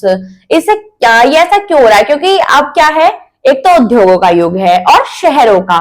जैसे जैसे शहरीकरण हो रहा है, शहर बसाए जा रहे हैं, तो जो फॉरेस्ट है, जो पॉपुलेशन है बढ़ती हुई, वो क्या कर रही है, फॉरेस्ट को लैंड में कन्वर्ट कर रही है। इसीलिए जो बहुत ज्यादा लैंड है वो कैसे होते हैं, फॉरेस्ट को क्लियर करके बनाए जाते हैं। तो जो उसकी उपजाऊ मिट्टी होती है वो क्या होती है, उसके नीचे दब जाती है और वहां पर हम कोई भी खेती नहीं कर सकते। वहां घर बनाए जा रहे हैं, रोड बनाए जा रहे हैं, पार्किंग बनाई जा रही है। And all the activity that channel resources have led to rapid shrinking of the world's forest cover and desertification on an unprecedented scale with a serious negative effect on environment and global climate। इसका जो क्या हो रहा है, negative effect हो रहा है environment और ग्लोबल क्लाइमेट पर। जो ये एक्टिविटी है बहुत ज्यादा तेजी से फैलती जा रही है पूरे विश्व में, और ये क्या कर रहा है, इससे फॉरेस्ट जो है वो कवर होते जा रहे हैं। Overgrazing by cattle and trees felling in same areas have resulted in large scale deforestation, often followed by erosion. Forest fire is the greatest nature enemy of forest. However, it is man who has destroyed forest in the most wanton manner। कि जो cattle होते हैं जो over grazing करते हैं trees की, इससे क्या होता है, जगह जगह या फिर जो पेड़ गिर जाते हैं वो किसका रिजल्ट होता है, लार्ज स्केल डिफॉरेस्टेशन का रिजल्ट होता है। जो फॉरेस्ट फायर होती है वो भी फॉरेस्ट की एक नेचुरल एनिमी होती है। हालांकि जो मैन है जो फॉरेस्ट को डिस्ट्रॉय कर रहे हैं वो क्या है, वो मोस्ट वेंटनम मैनर है। harmful consequence of deplanting forest cover by now causing grave concern, there is an ever growing awareness of the need for the conservation of forest in every country। क्या करना चाहिए, जो एक अवेयरनेस यानी जागरूकता होती है, जो कि एवर ग्रोइंग पेड़ फॉरेस्ट को लेकर जागरूकता है लोगों की, उसको जागरूक करना चाहिए और फॉरेस्ट को बचाना चाहिए। Conservation and management of forest। Conservation of forest is required to ensure a regular supply of forest product to meet increasing demands while maintaining long-term ecological balance। There is a need to protect resoiled forest and to increase forest cover through reforestation and afforestation। The Forest Conservation Act 1980 was enacted with the objective of checking indiscriminate deforestation and controlling diversion of forest land for other use। जो conversation होता है forest का वो क्यों जरूरी है, वो इसलिए जरूरी है कि उससे क्या हो सके, एक इंश्योर हो सके कि जो फॉरेस्ट प्रोडक्ट की सप्लाई है उसकी जो बढ़ती हुई डिमांड है उसको मेंटेन किया जा सके और इकोलॉजिकल बैलेंस को भी मेंटेन किया जा सके। हमें जरूरत है किसकी, प्रोटेक्ट करने की फॉरेस्ट को, जिससे जो कि बढ़ता हुआ फॉरेस्ट कवर है जो कि डिफॉरेस्टेशन या एफोरेशन के जरिए हो रहा है उसको खत्म कर सके। जो फॉरेस्ट कन्वर्सेशन एक्ट 1980 में आया उसका जो मेन ऑब्जेक्टिव था वो क्या था, इनडिस्क्रिमिनेट को चेकिंग करना, डिफॉरेस्टेशन को कंट्रोल करना, डाइवर्सन ऑफ फॉरेस्ट लैंड को भी अलग तरीके से कंट्रोल करना। The following resources are suggested. जो इनके और अलग अलग मिस्योर हैं देखिए क्या होते हैं। फर्स्ट होता है एफोरेशन। ये क्या होता है, large scale planting of trees or afforestation is the most important step in conversation of forest। Afforestation will prevent reckless felling of trees। Forest fire is another cause of depleting of forest, so this should be safeguarded। हम बहुत ज्यादा एक large एक बहुत बड़े scale पर पेड़ लगाएंगे तो क्या होगा, ये सबसे ज्यादा फॉरेस्ट से कन्वर्सेशन करने का मोस्ट इंपोर्टेंट स्टेप है।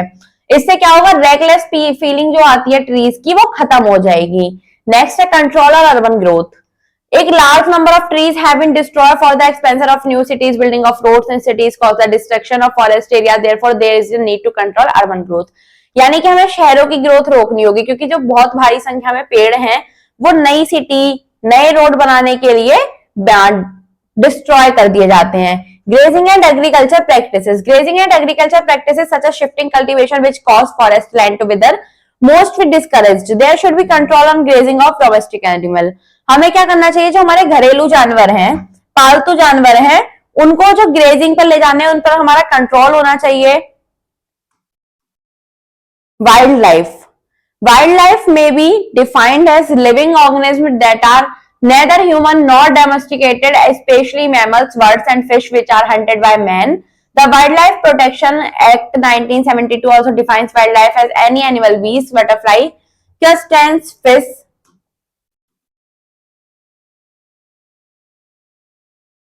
moth and aquatic and land vegetation which form part of any habitat। जो वाइल्ड लाइफ है उसको हमें किससे डिफाइन कर सकते हैं, एक लिविंग ऑर्गेनिज्म से डिफाइन कर सकते हैं जो कि ह्यूमन नहीं है ना ही कोई डोमेस्टिकेटेड है लेकिन मैमल्स है। जैसे मैमल्स हैं, बर्ड्स हैं, फिश हैं, जो कि मैन द्वारा हंटेड, उनका शिकार किया जाता है। जो वाइल्ड लाइफ प्रोटेक्शन एक्ट है 1972 का, उसने किसको वाइल्ड लाइफ में डिफाइन किया है? कोई भी जानवर हो, बीज हो, बटरफ्लाई हो, क्रस्टेनियस हो, फिश हो, मॉथ हो, एक्वेटिकल लैंड वेजिटेशन हो, जो कि किसी भी हैबिटेट का पार्ट होता है। Wildlife resources provide aesthetics, recreational and economic benefits and at the same time have great ecological significance. Nature's millions of forms of life on earth perform some of the definite biological function which keep the delicate balance of our biosphere. Needless to say, animals directly or indirectly depend on plants for food and shelter. Thus, wildlife plays an integral role in maintaining the ecological balance in nature. जो wild life resource होती हैं वो क्या provide करती हैं? वो aesthetic, recreational और economic benefit provide करती हैं और सेम टाइम पर एक अच्छा ग्रेट इकोलॉजिकल सिग्निफिकेंस भी प्रोवाइड करती हैं। नेचर्स में क्या है? ऐसे मिलियंस फॉर्म्स हैं लाइफ की जो कि अर्थ पर अलग अलग प्रकार की बायोलॉजिकल फंक्शंस को परफॉर्म करते हैं, जिससे क्या बना रहता है? जो हमारा बायोस्फीयर है उसका डेलिकेट बैलेंस बना रहता है। हमें नीडलेस होकर कहने की जरूरत है कि एनिमल्स डायरेक्टली या इनडायरेक्टली किस पर है? अपने खाने के लिए या अपने रहने के लिए प्लांट्स पर ही आधारित डिपेंड होते हैं। Thus, wildlife plays an integral role in maintaining, इसलिए जो वाइल्ड लाइफ है वो एक अच्छा रोल निभाती है किसको? इकोलॉजिकल बैलेंस को नेचर में मेंटेन करने के लिए। Let's read the infobits. Wild animals are of religious values to the Hindu community in our country. Each Hindu god and goddess has some wild animal as his or his vahan. Lion for goddess Durga, bull for god Shiva and Garud for Lord Vishnu. जैसे कि wild animals है उनको हम religious value में भी देख सकते हैं हिंदू कम्युनिटी में। अपने देश में जैसे कि हिंदू गॉड या गॉडेस होते हैं वो अपने साथ वाइल्ड एनिमल रखते थे अपने वाहन के रूप में। इन्फोबिट्स फिर पढ़ेंगे। The Tibetan antelope of chiru is being killed mercilessly to obtain wool which is marketed for making of high quality shawls. Its fashion demand for Shahatur shawl is not stopped. The species will be extinct within 5 years from now. Today, human activities pose the greatest danger to wildlife and their natural habitat. Over 600 species are officially acknowledged to be endangered. आज अगर जो human की activity देखी जाए तो जो wild life है या वो नेचुरल हैबिटेट है उनके ऊपर बहुत ज्यादा खतरा है। लगभग 600 से ज्यादा स्पेसीज हैं जिनको ऑफिशियल एनॉलेज्ड और इंडेंजर्ड किया गया है। Greater damage has been caused by the cutting of forest, construction of road, railways, industrial complexes, cities etcetera. जो ग्रेटर डैमेज है वो किससे होता है? फॉरेस्ट की कटिंग से, रोड के कंस्ट्रक्शन से, रेलवे से, इंडस्ट्रियल कॉम्प्लेक्सेस से और सिटीज से। Then natural population tends to be quite small because each individual requires proportionately more territory. जो नेचुरल पॉपुलेशन है वो क्या है? छोटी है, लेकिन जो हर किसी को अपना घर चाहिए, अपनी टेरिटरी चाहिए। The three main causes that give danger to wildlife are deforestation, indiscriminate hunting and poaching, and environmental population. ये जो मैंने बताया 3 मुख्य कारण हैं जो कि वाइल्ड लाइफ को खतरा देते हैं। Deforestation for bringing new land under cultivation causes animal in the forest to lose their shelter and food. जो डिफॉरेस्टेशन होता है वो क्या करता है? नए लैंड को क्या करता है? कल्टीवेशन के अंदर ला देता है, जिससे जो एनिमल होते हैं फॉरेस्ट के वो अपना शेल्टर और फूड खो देते हैं। Indiscriminate hunting through ages of skin, fur and feathers has brought many species of wildlife near total extinction. Environmental pollution is making an indiscriminate क्या होता है? यानी कि कुछ जानवर ऐसे होते हैं जिनकी जो खाल होती है उससे विभिन्न प्रकार की चीजें बनाई जाती हैं। तो जब उनकी खाल उनसे ले ली जाती है किसी भी सामान को बनाने के लिए तो उनको जो नेचर का सामना करना पड़ता है। एनवायरमेंटल पॉल्यूशन उसको क्या करता है? उन पर बहुत ज्यादा अच्छा प्रभाव डालता है। Millions of sea birds die very unpleasant deaths as a result of their feathers getting covered in sticky black oil waste. Next is क्योंकि ये जो मिलियन सी बर्ड्स हैं वो बहुत ज्यादा मर जाते हैं। क्यों? उनकी अनप्लीजेंट डेथ होती है कि अच्छे ऐसे रिजल्ट में जो क्योंकि उनके जो फीदर्स होते हैं उन जो कि स्टिकी ब्लैक ऑयल से कवर्ड होते हैं वो वेस्ट हो जाता है। Infobits. The world's fresh water dolphins found in India's Ganga and Brahmaputra rivers are vanishing rapidly due to fishing for economic gains and due to a high level of agriculture, municipal and industrial pollution. Conversation of wild life.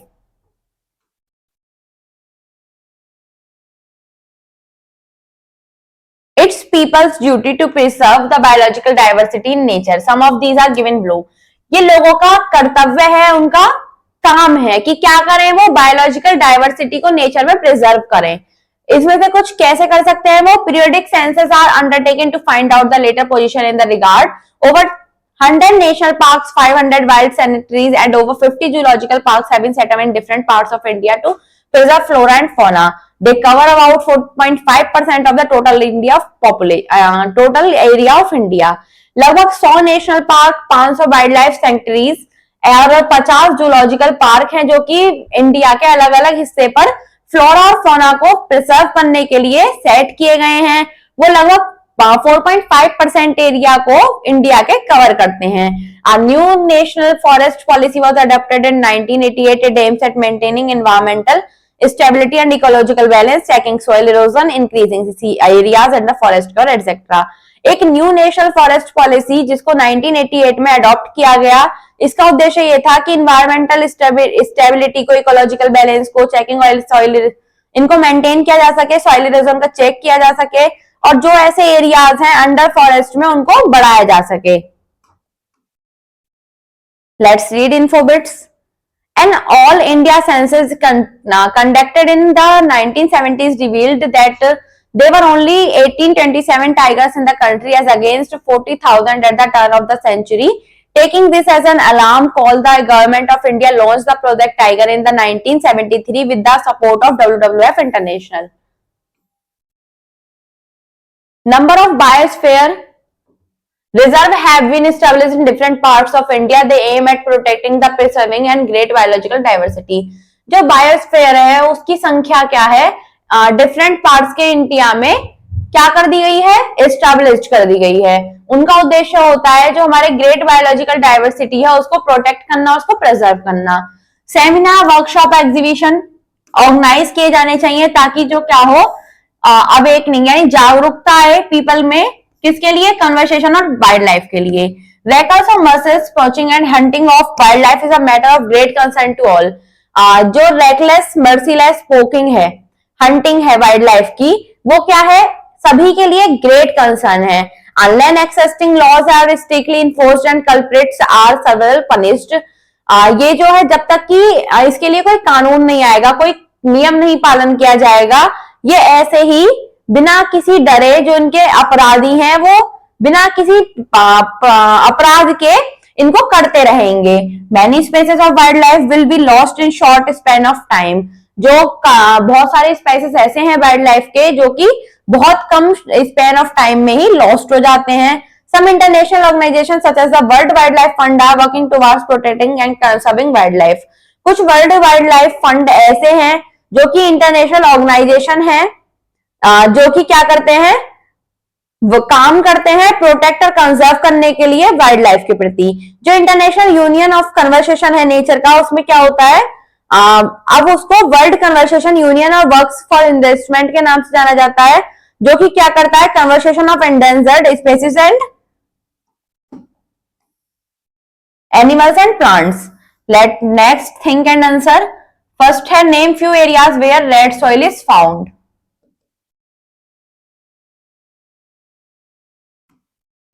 देखते हैं red soil कहां कहां पाई जाती है.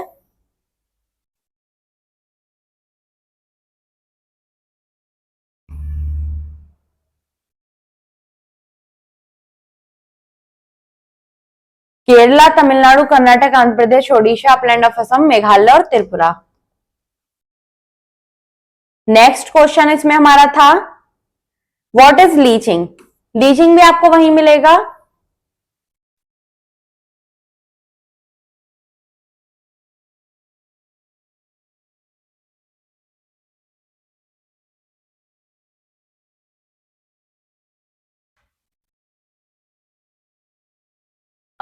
Reason also has a lot of humus but is pale greenish color because many of minerals have been washed out is called leaching.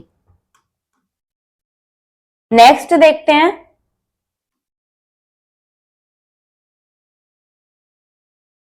How can we save the water. अगर हम उसका misuse करना बंद कर देंगे तो हम वाटर को बचा सकेंगे. How dam building affects the environment. उससे जो पानी होता है वो रुक जाता है. Which Indian state has made its compulsory water harvesting structure? Europe या गुजरात? इंडियन स्टेट मांगा तो Gujarat. Where are the valuable wood and species found in forest? Which are the main areas of vegetation? Which is the largest forest prey in the world? Varun. Next है हमारी important terms. First is Arabic land. Land currently plugged and cultivated with crops. Follow land. Arable land like on cultivated for one season to more. Shelter belt. Planting of trees to reduce wind speed and free flow of water to stop soil erosion. Effluents. The waste products from a factory or industrial complex. Salination. The process by which salt is added to the soil, making it unproductive. Biosphere. It refers to that part of the earth in which all life forms exist. Deforestation. The removal of the tree cover from an area by felling or burning. Forest. It is a large area covered by trees and scrubs. Natural vegetation. The total plant life of a particular region which grows in forest without human aid. Next हम पढ़ेंगे quick brush up. Land use depend on certain physical and human factors. Soil is the most important of all land resources. Soil erosion means the removal of soils by natural and human interference. 2/3 of the earth's fresh water is frozen. The other 1% is found in lakes, rivers, streams, and underground. With increasing population, the need of water in agriculture and industry is also increasing. This leads to water scarcity. Different ways of water conservation are treating industrial waste before its release into water bodies. The tropical forests have evergreen and deciduous trees. The climate of the temperate grassland is of extreme type. Scrubs grown in area of very high and low temperature and scanty rainfall. Tundra vegetation is found to be on the Arctic and the Antarctic Circle. The natural growth of plant life is natural vegetation. There are 10 types of natural vegetation found in the world. Desert vegetation mainly includes extropitic or drought resistant vegetation. Natural vegetation and wildlife are among us the most important natural resources. Now it's time to let's practice. First is tick the correct option. Enter again. First is land covers of the total area of the earth 30%. Soils are mainly draped from the breakup or wear and tear of parent rock. This receives highest rainfall in the world. The correct answer is Cherrapunji. Bamboo drip irrigation system is a dash years old system. Correct answer is 200. The branch of a study which deals with forest management is called, the correct answer is silviculture. The Wildlife Protection Act defines wildlife as any animals, bees, butterflies, crustaceans, fish, moth, aquatic and land vegetation which form part of any habitat. The correct answer is 1972. Now is next is filling the blanks. First is soil is a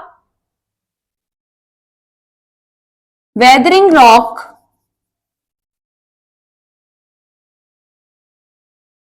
material consisting of organic matter, moisture and air between its minutes, solid particles. Second is the wearing away of soil by the action of rain and wind is called soil erosion.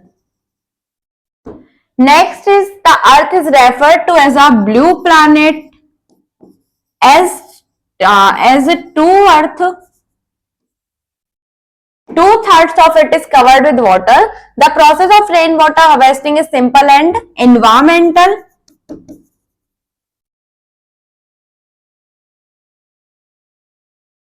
Friendly. The temperature and salinity are two physical properties of ocean water. Next is right, true or false. Land covers about 90% of the earth's surface. This is false. The Yamuna Bachao Andolan is an environmental movement to save the landscape, biodiversity and wildlife habitat. This is also false. Deciduous forests shed their leaves at a particular season of the year. This is true. Rainforests contain the bulk of the world's species of plants and trees. This is also true. Next is match the following. Groundwater recharge, rainwater harvesting, watershed management, rehabilitation problem, desalination, use of seawater, construction of large dam, plant management of water resource of a specific land areas. Next is very short answer type question. What is soil profile? Soil profile is texture of three kinds of soil.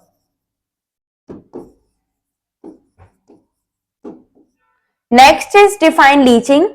Let's see the answer of this.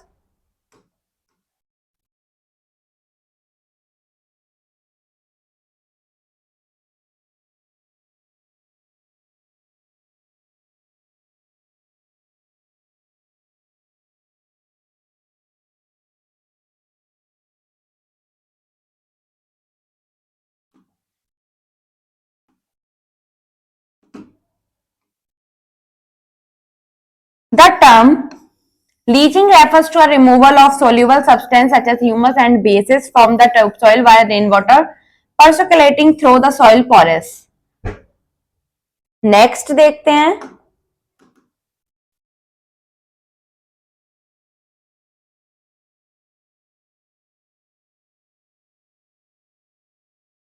Our next question is name three sources of fresh water.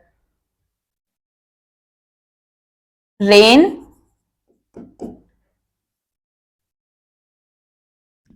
river and lake. Next is why is Earth called a watery planet?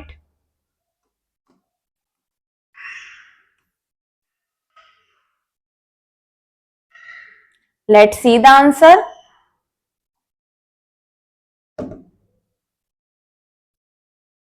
The Earth is referred to as a watery planet as 2/3 of it's covered with water. Next question देखते हैं अपना. Our next question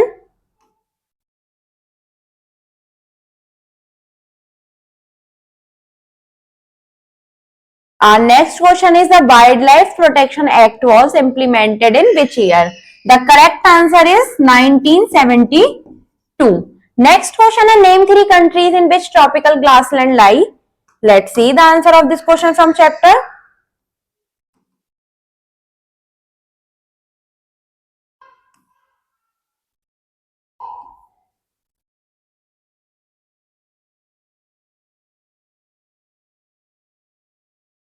इसको आप लिखेंगे northern Australia और south America और Africa. Next देखते हैं. नेक्स्ट हमारे आ जाएंगे शॉर्ट आंसर टाइप क्वेश्चंस, जिसमें आपका फर्स्ट है how is land important to us. Let's see the answer of this question from chapter.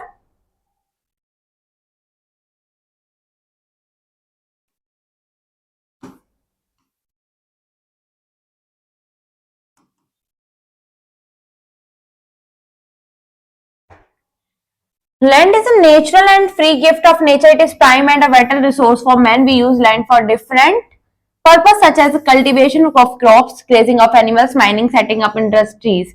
Man has been using land since his aboriginal stage. Let's see the second question.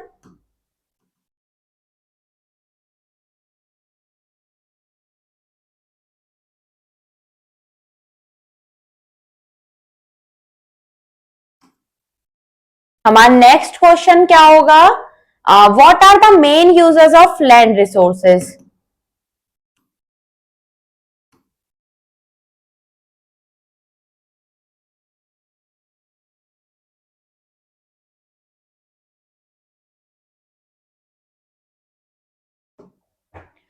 Land is put to many different uses: agriculture, forestry, grazing of animals, human settlements, construction of roads and railways, etc.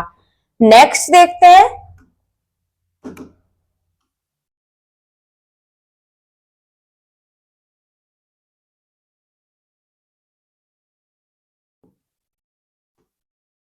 Next question इसमें दिया हुआ है suggest any 3 methods to check soil erosion.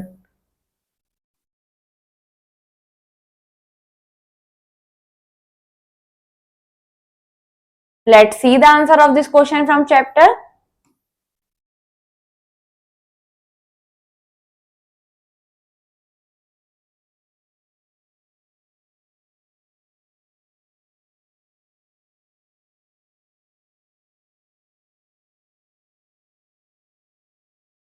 इसमें आप लिख सकते हैं, first आप लिख देंगे मल्चिंग, सेकंड आप लिखेंगे कंटोर बैरियर्स, थर्ड आप लिख देंगे इंटरक्रॉपिंग। नेक्स्ट देखते हैं क्या क्वेश्चन है।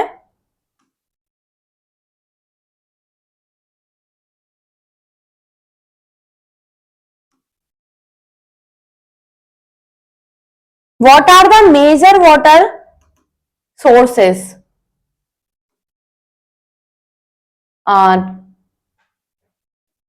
Rain, ocean, sea, river, lake, pond and well। इसके बाद में आप लिख देंगे are the major sources water sources. What are the principal uses of water? Let's see the answer of this question.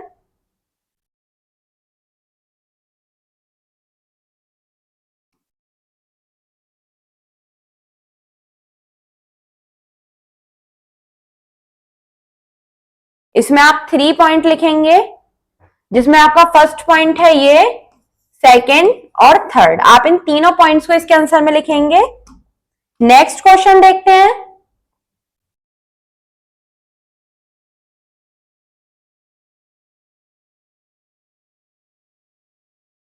Next question है आपका, what is watershed management? Let's see the answer of this question.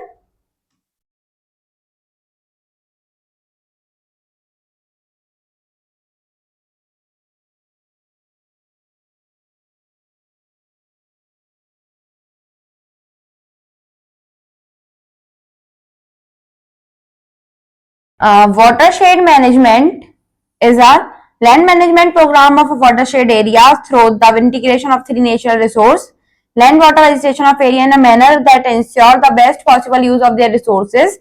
Its aim to save water in arid and semi-arid zones by effective control rapid runoff water.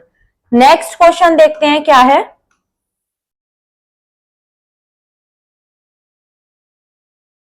Next question है हमारा, what is meant by wild life? Let's see the answer.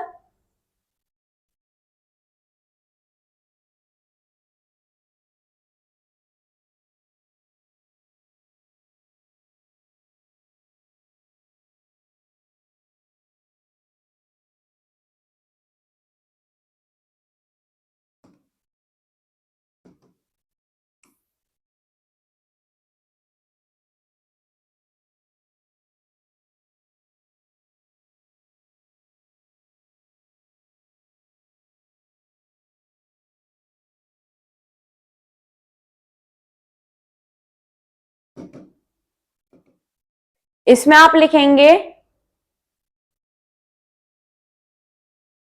Wild life में B से और part of any habitat तक। Next देखते हैं, what are mid latitude grasslands? And देखते हैं क्वेश्चन 8 का answer.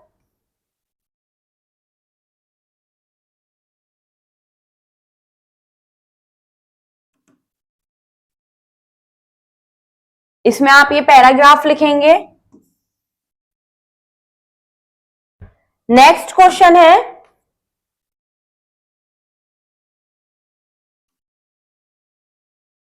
What are tropical grasslands? देखते हैं इसका आंसर।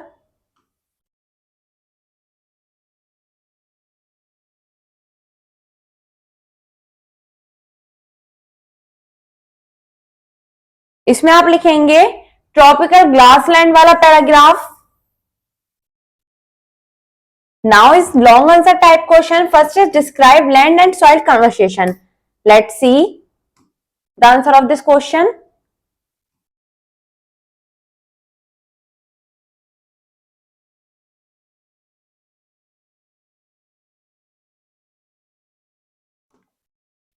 आप इसको लिखेंगे some methods of soil conversation. First point लिखेंगे पूरा, सेकंड पॉइंट लिखेंगे, थर्ड पॉइंट भी लिखेंगे और फोर्थ पॉइंट भी लिखेंगे।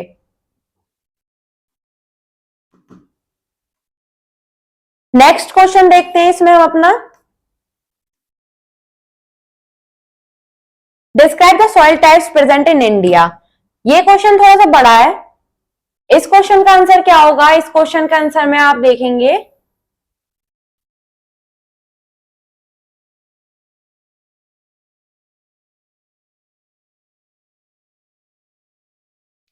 सबसे पहले आपको लिखना है the soils of India has classified into 8 groups. Next आप फर्स्ट लिखेंगे,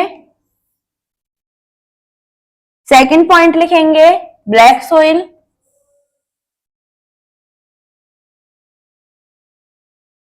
थर्ड पॉइंट भी लिखेंगे,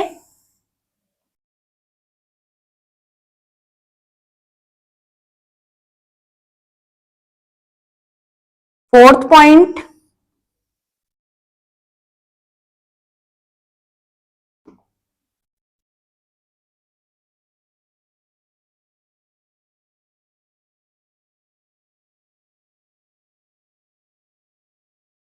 फिफ्थ,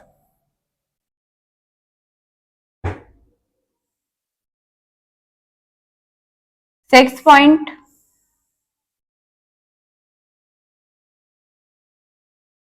सेवन पॉइंट और लास्ट 8 पॉइंट। नेक्स्ट क्वेश्चन देखते हैं,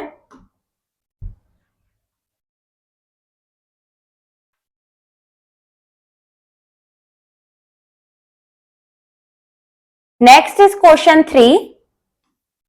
क्वेश्चन 3 क्या है आपका? आपको इसमें बताना है write a note on water resources. Water resources पर एक नोट लिखना है।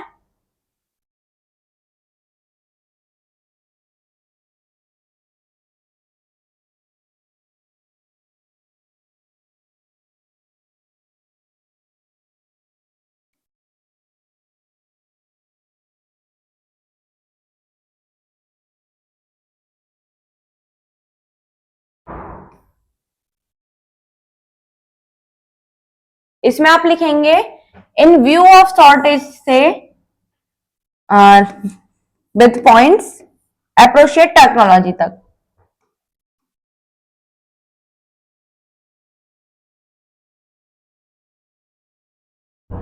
नेक्स्ट क्वेश्चन देखते हैं, how may water be conserved? Let's see the answer of this question.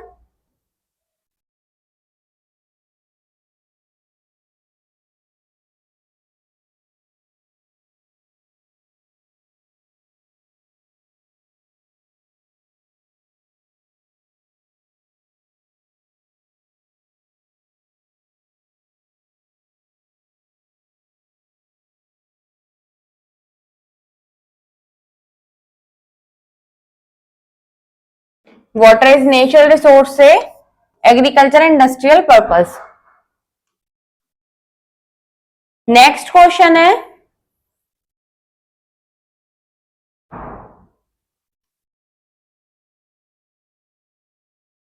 distinguish between evergreen forest and deciduous forest. Let's see the answer.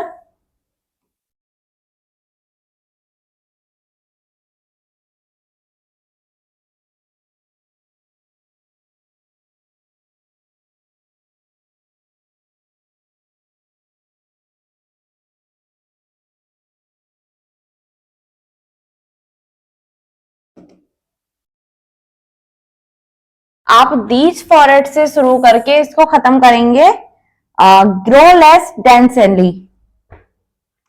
Next देखते हैं, next question आपका इसमें हो जाएगा distinguish between tropical grassland and mid latitude grassland. इसका answer आपको